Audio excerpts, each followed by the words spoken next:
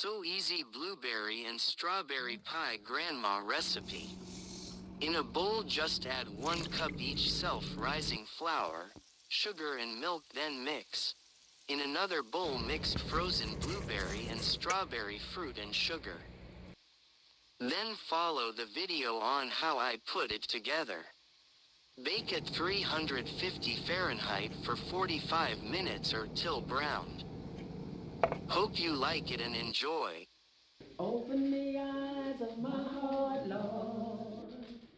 Open the eyes of my heart. I want to see you. I want to see you.